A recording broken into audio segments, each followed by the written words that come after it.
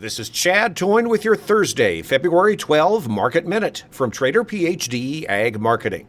Get out your pencils. It's time to update your overhead price targets that trigger sell signals. Our last sell signal was the target that got hit in new crop December corn at $4.62 on Friday.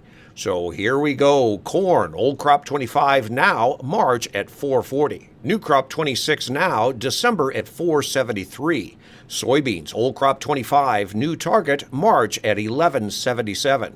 New crop 26 stays, November at $11.44. Chicago SRW wheat, old crop 25 now, March at $5.65. New crop 26 now, July at $5.81. No change in KC HRW wheat, old crop 25 stays, March at $5.60. New crop 26 stays, July at $5.80.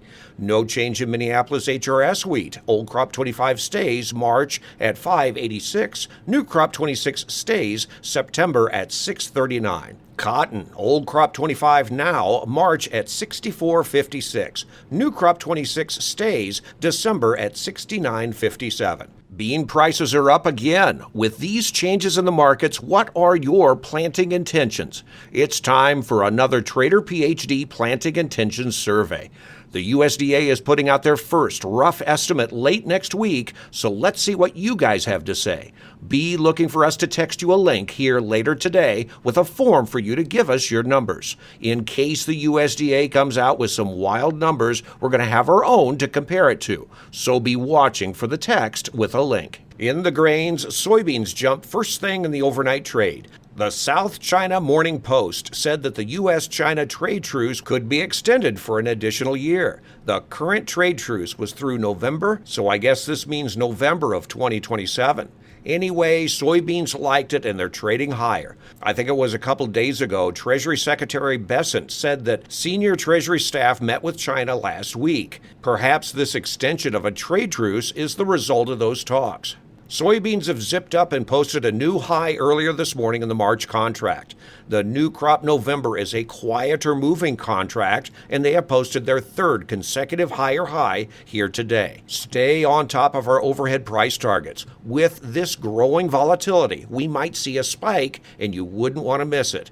Overhead resistance is the November high. For the March contract, that's about 40 cents away. November futures has that overhead resistance just 17 cents away. We sold some soybeans back in October and November at elevated prices, and it looks like we are entering that level here again.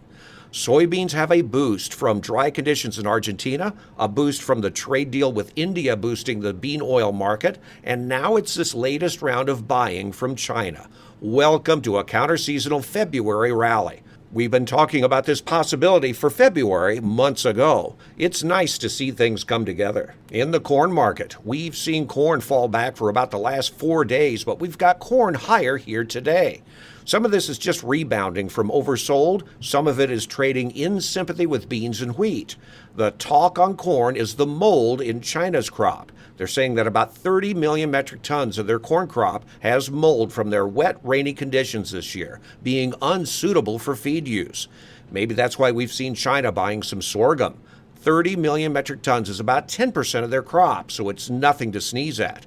If the problem is larger than what we're led to believe, China could be coming to the table for corn purchases.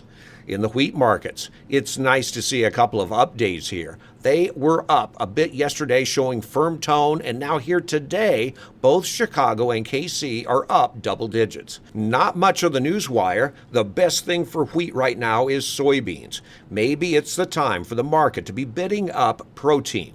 KC wheat is close to their overhead targets that would generate a sell signal. I think we've got the momentum to do it.